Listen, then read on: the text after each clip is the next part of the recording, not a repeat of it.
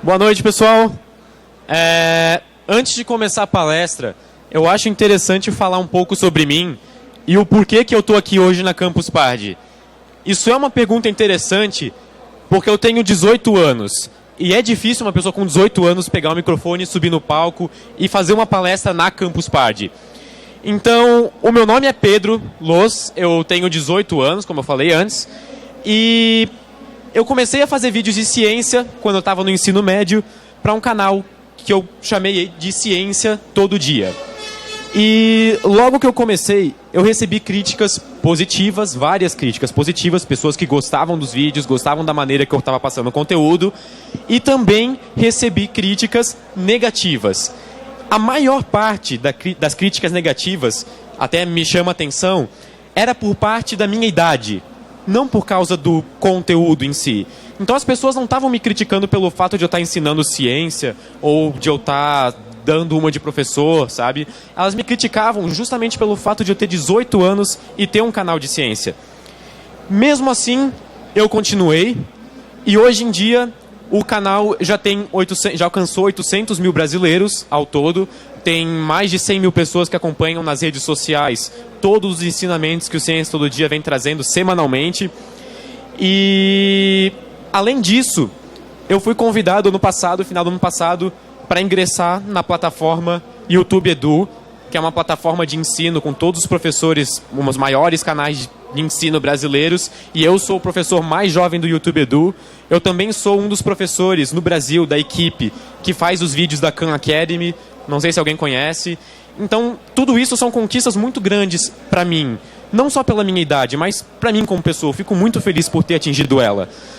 Então, sem mais delongas, vamos começar a palestra, que eu escolhi com um tema com carinho, porque eu acho que casa perfeitamente com um dos meus objetivos de vida, que é levar a ciência ao alcance de todos. Então, por muito tempo, a ciência esteve à nossa volta. É de natureza humana a vontade de conhecer o mundo ao nosso redor e tentar tirar proveito dele. Por exemplo, a escrita.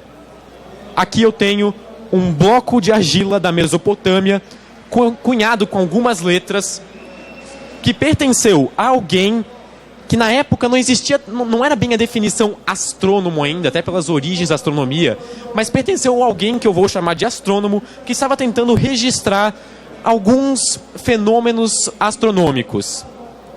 É a profissão dele.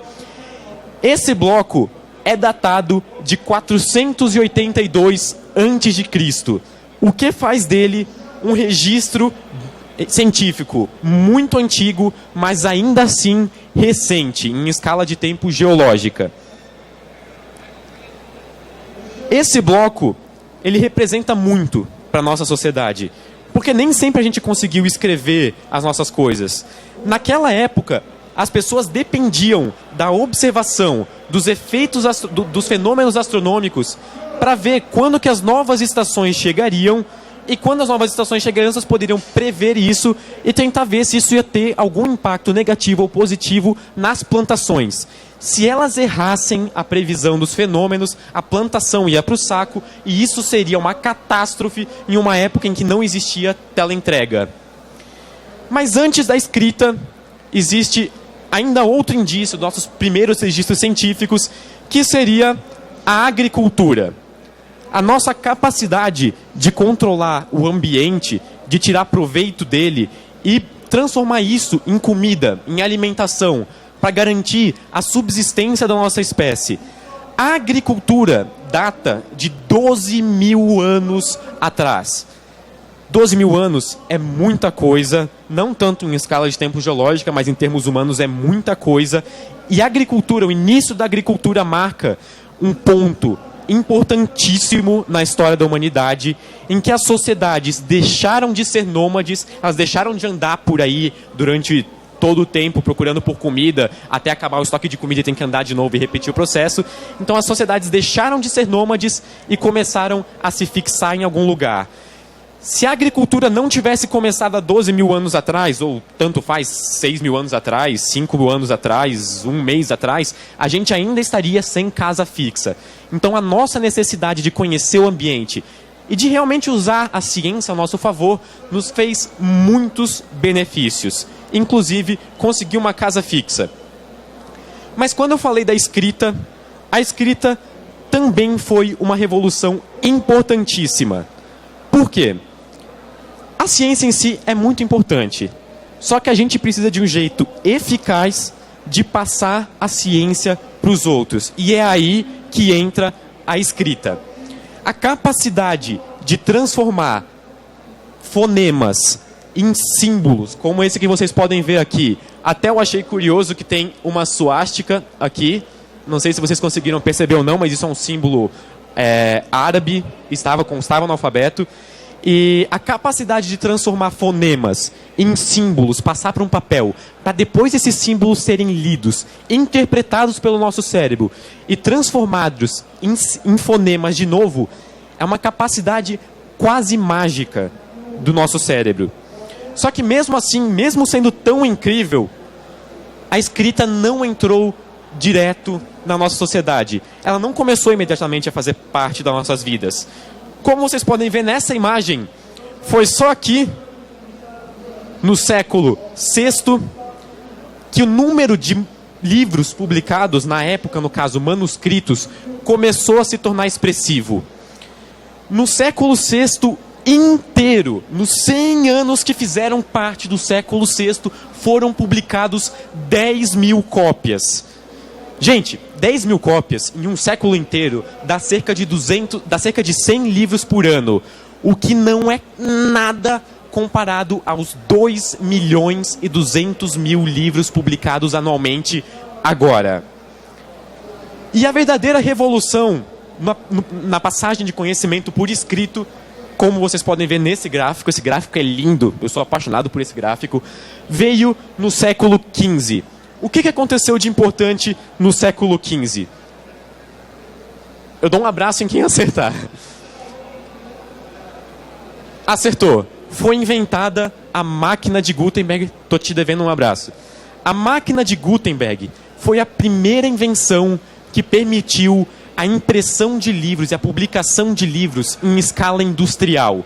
Antes da máquina de Gutenberg, nesse período inteiro, os livros eram caros, os livros eram raros, eram difíceis de encontrar, quase ninguém tinha acesso. E quando Gutenberg inventou a máquina dele que permitia a impressão de livros em escala industrial, não só aumentou a oferta de livros, como também barateou o preço deles.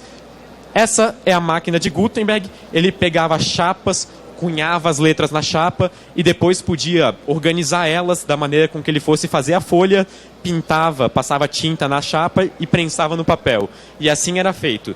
Tanto é que o primeiro livro impresso por Gutenberg foi a Bíblia, conhecida como a Bíblia de Gutenberg. Essa é uma foto dela. Foi o primeiro livro já feito na história a usar fontes coloridas. Aquele negócio que os professores de vocês tanto odeiam quando vocês usam no ensino médio, sabe? Aquele word art incrível que vocês fazem no PowerPoint, assim, para entregar um trabalho. Então, Gutenberg usava isso e era um sucesso. Quando eu digo que os livros eram caros, eu realmente quero dizer que eles eram muito caros. Muito caros mesmo. Para fazer uma comparação, na Idade Média, de acordo com alguns manuscritos que a gente conseguiu achar na Europa, alguns manuscritos islâmicos que a gente achou na Europa Oriental, uma família na Idade Média, de classe média, precisava de mais ou menos 24 dinars, essa moedinha de ouro aqui, para se manter durante um ano inteiro. Um livro, quando não fosse um exemplar muito bom, podia variar de 7 dinars até 70 dinars, quando fosse, sei lá, um livro de anatomia que a gente usa na faculdade de medicina. Eu tenho aqui um exemplar do que foi meu primeiro livro de ciência, que eu ganhei quando eu era criança. Eu acho que eu tinha uns 5, 6 anos. Até foi minha mãe que me deu, está aqui na plateia hoje. E, felizmente, eu tive acesso a esse conhecimento. Só que traduzindo para valores atuais, esse livro, eu não tô menosprezando o autor, nem menosprezando o livro, mas esse livro, se a gente considerasse um livro não tão bom, valendo no caso 7 dinars, isso equivaleria a hoje R$ 1.500 por esse livro. Se vocês fossem comprar um livro de anatomia, ia estar o preço de um carro, mais ou menos uns R$ 15 mil. Ah, vocês sabiam por acaso que a Campus Party, o tema dela esse ano é a celebração dos 150 anos da publicação do livro do Júlio Verne, Da Terra ao Sol? Por isso que todos os palcos têm nome tipo Sol, Terra, Lua, Marte. É uma curiosidade, eu também era fã do Júlio Verne quando era criança. E, curiosamente, foi a necessidade que a gente tinha de melhorar a nossa capacidade de comunicação, de transmitir conhecimento, que levou esse grupo, essa organização, a revolucionar a maneira como a gente transmite conhecimento. Em 1989, não faz muito tempo, eles, na verdade, revolucionaram o conhecimento.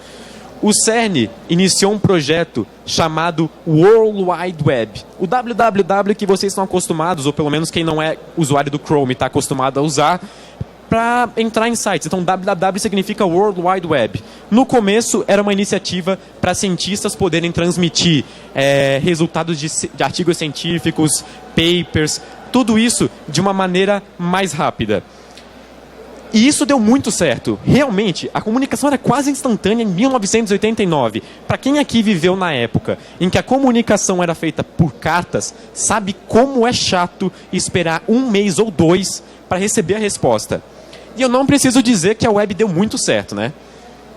Em 1993, o CERN, de tanto sucesso que fez a www entre os físicos de partículas, o CERN decidiu abrir o www para todas as pessoas que queriam ter acesso, para todas as pessoas que quisessem explorar esse mundo novo.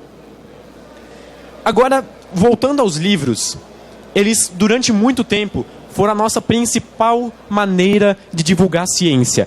Mas seria ignorância nossa achar que todo mundo tem acesso a livros. Eu, felizmente, tive acesso a livros, mas nós vivemos num país em que 21,48% da população, isso é uma pesquisa recente de 2012 ou 2014, se eu não me engano, vivem com 2 salários mínimos ou menos. Então, da mesma forma com que uma família da Idade Média preferia se sustentar ao invés de patrocinar o estudo dos seus membros, a gente consegue entender por que essas 43 milhões de pessoas muitas vezes preferem se sustentar do que patrocinar o estudo dos seus filhos. Não existe opção para os dois, não existe dinheiro para os dois. É um ou é outro. E é aí que entra a internet. A internet, em média, é mais cara que os livros. Mas ela tem um índice de aceitação imenso e eu acho que só perde para a televisão. Hoje, no Brasil, mais da metade da população está conectada à internet. Isso dá em números 86,7 milhões de pessoas. É muita gente. 86,7 milhões de pessoas têm acesso à internet e as outras pessoas que não têm acesso à internet deve-se a 2 fatores: socioeconômicos ou falta de cobertura do sinal, por exemplo. E o ponto em que eu quero chegar é que a internet, de certa forma, é muito mais atrativa para o usuário do que comprar um livro. Eu não estou questionando a eficácia dos livros, nem a validade de ensino deles. Eu sou um leitor assíduo e reconheço a importância que os livros têm. Mas talvez a gente tenha que admitir que talvez eles não sejam a forma mais eficaz de transmitir conhecimento. Por exemplo, o preço médio de um livro varia em torno de R$30. O preço médio de um serviço de internet, essa imagem não é sugestiva, eu realmente quis falar isso, custa em média R$50. Agora, um livro não é tão atrativo para toda a população. Por exemplo, para aqueles 21,48% da população que vivem com menos de 2 salários mínimos. A internet, gente, é a internet. Tem redes, tem sites de notícia, tem rede social, tem o Ciência Todo Dia. Tem tudo, gente. Tem Twitter, é muita coisa. Não é difícil de perceber por que a internet é mais atrativa para o usuário do que um livro. Então, as famílias, em geral, acabam, da mesma forma que aceitaram a TV na década de 50 e 60, acabam aceitando a internet com mais facilidade. E não é à toa que muitos professores, pelo menos na minha época, falavam para cuidar com a internet, porque 90% de todo o conteúdo que tem na internet é lixo. Isso é uma visão antiga e eu friso que eu discordo dessa visão. A internet foi criada de um órgão científico, o CERN, então toda a informação que a gente precisa existe, está lá, é só ensinar o usuário a procurar. Por exemplo, um serviço como o Wikipédia possui, em português, não em inglês, em português possui 857 mil artigos de tudo que existe na língua portuguesa de graça para o usuário que quiser entrar. E isso é só um dos sites. Ele é grátis. Ele podia ser pago, mas ele é gratuito. E isso é só um dos sites que a gente pode usar para buscar conhecimento. Se a gente for colocar na ponta do lápis, o usuário tem acesso a blogs de ciências, redes sociais, pode assistir documentário, pode baixar e-books, pode fazer o que quiser e, no fim, a informação que a internet tem é quase infinita. E quando eu falo da internet que ela pode virar a nova televisão em questão de popularidade, é que a televisão, por exemplo, já existe em 95% dos domicílios brasileiros. Ou seja, 95% de todas as casas do Brasil ou mais já possuem um aparelho de televisão ligado. E isso é interessante porque a internet está crescendo em números muito rápido. E ela pode se tornar a próxima televisão. Para mostrar para vocês o poder que a divulgação científica televisiva tem, eu trago a série que mudou minha vida. Cosmos, escrita pelo Carl Sagan na década de 70, é considerada o ápice da divulgação científica na televisão aberta. Gente, vocês não têm noção de como isso foi um sucesso. É melhor que BBB. Foi mais assistido que BBB na época, gente. Para vocês terem noção, o canal que transmitiu Cosmos, PBS, o Public Broadcasting System, que é um canal aberto americano, um equivalente a Globo americano, Cosmos ficou como a série mais vista do PBS por 10 anos seguidos. E ficou até 2009 como a série mais vista no mundo inteiro da PBS. Mais vista no mundo inteiro da PBS. São tipo 500 milhões de pessoas. Só que eu duvido que essas 500 milhões de pessoas tenham ligado a TV só para ver Cosmos. Acontece algo engraçado com a TV. Se a pessoa liga a TV aberta, por exemplo, e está passando uma programação, e a pessoa não está interessada naquela programação, vamos supor que a pessoa não ligou para ver ciência, mas está passando ciência, a pessoa não tem o que fazer, não tem como pular. E isso não precisa acontecer na internet. Na internet, uma pessoa, por exemplo, não precisa buscar um conteúdo porque existe milhares de pessoas trabalhando para que aquele conteúdo chegue a gente. E a internet, meus amigos, está explodindo e vai ser a próxima televisão em matéria de alcance populacional. Olhem para a volta de vocês. Cara, a gente está na Campus Party. A internet aqui é de 50 gigabytes por segundo. Em um segundo, fazendo um download, vocês transferem mais dados a uma velocidade em que a conexão média brasileira demoraria 4,7 horas para baixar. Em um segundo, vocês baixam que uma internet brasileira demoraria 4,7 horas para baixar. Mas, na minha vida, eu tive uma época, uma crise existencial. Eu acho que isso é comum na vida das pessoas, principalmente dos cientistas. Não que eu seja um já, mas estou tentando, estou no caminho. E eu procurei algum motivo pelo qual eu deveria ensinar ciência para as pessoas. E eu encontrei um motivo, na verdade, uma frase também do Sagan, que diz: nós vivemos em um mundo em que cada vez mais dependemos da ciência e tecnologia e que quase ninguém entende de ciência e tecnologia. Então, quando eu faço uma palestra com um tema em busca de uma ciência ao alcance de todos, não é porque eu estou querendo encher meu ego e dizer que a ciência é a coisa mais importante do mundo. O ensino de ciências, ele realmente pode ter influências positivas na humanidade. Por exemplo, se todo mundo tivesse a bagagem científica necessária, até as pessoas se tornariam mais céticas, as pessoas seriam mais difíceis de enganar, até nossa forma de fazer política provavelmente mudaria. Ao invés de fazer política baseada em promessas, por exemplo, a maior parte dos candidatos poderia fazer baseada em fatos, em verdades, em dados verificáveis pelos eleitores, porque os eleitores, se tivessem a ciência por trás, gostariam de verificar aqueles dados. Então, todas as questões da nossa sociedade, a maior parte, a nossa capacidade de mudar o mundo, por exemplo, nós temos uma capacidade enorme de mudar o mundo. E a gente está definitivamente mudando para pior. Por exemplo, a gente joga milhares de toneladas de gás carbônico na atmosfera todos os dias por nossa própria culpa e ninguém quase faz nada para tentar impedir isso. É nessas decisões que a gente precisa do conhecimento científico por trás. A pessoa não precisa ser um cientista para tomar a decisão correta. Ela só precisa saber o mínimo necessário, a mínima bagagem científica que precisa. Quando eu digo que eu quero que a ciência esteja ao alcance de todos, eu não estou querendo dizer que todos devem ser cientistas. Existe uma diferença gritante. Isso é usado como um erro de interpretação utilizado pelas pessoas que não querem que a ciência esteja ao alcance de todos. Dizer que a ciência vai estar ao alcance de todos é prezar pelas pessoas se familiarizando com o conhecimento científico, com o método científico. Dá para as pessoas a mínima oportunidade e a mínima bagagem científica necessária para elas viverem as suas vidas. Eu garanto para vocês que mesmo se as pessoas não forem cientistas, mas tiverem toda a bagagem científica necessária para a vida, elas vão usar a ciência no dia a dia, nem vão se lembrar disso.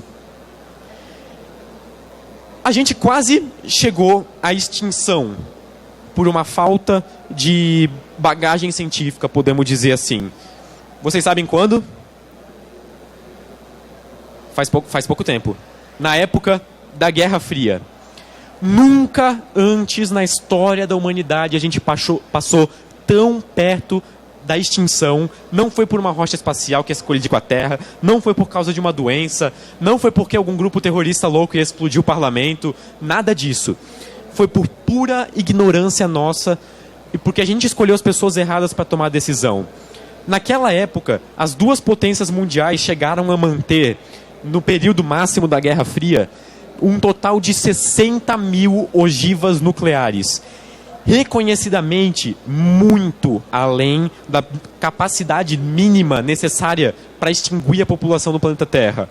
Como? Por um fenômeno que já era consenso acadêmico chamado de inverno nuclear. A bomba nuclear explode, a nuvem espessa cobre o Sol, baixa a temperatura embaixo da região onde a bomba foi explodida, agora tu faz isso numa escala global, tchau humanidade. E mesmo assim, os pais de vocês ou os avós de vocês continuaram escolhendo as pessoas erradas para tomar as decisões. Se nossos líderes naquela época, eu gosto de me perguntar isso, será que se os nossos líderes naquela época tivessem tido toda a bagagem científica, a gente também teria quase chego à extinção? Então o ensino de ciência não é uma questão de ego, não é uma simples necessidade, é uma questão de sobrevivência da espécie. Nós temos capacidade de mudar o mundo para pior ou para melhor. Depende do que a gente vai fazer com o nosso conhecimento. E pensando em atingir uma parte da população, eu comecei a fazer, em 2012, vídeos de ciência semanais para esse canal, que eu chamo de Ciência Todo Dia. Estou com a camisa do Ciência Todo Dia. E com esses vídeos eu tento atingir um público que eu não sei qual é meu público-alvo. Eu até ouvi o Pirula falar na palestra dele que ele também não sabe.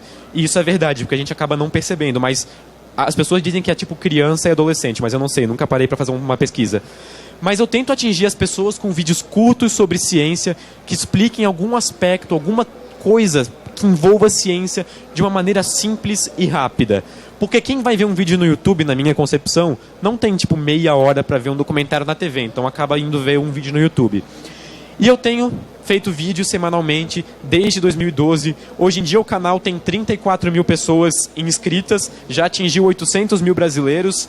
E a página no Facebook tem 100 mil curtidas. E eu estou constantemente atualizando ela e alimentando ela. E eu recebo vários comentários, tenho percebido que do nada surgiram vários comentários do tipo: nossa, eu queria que você fosse meu professor. Gente, isso me deixa muito feliz. Sério, eu fico muito entusiasmado com isso. Mas a culpa não é do professor da pessoa que...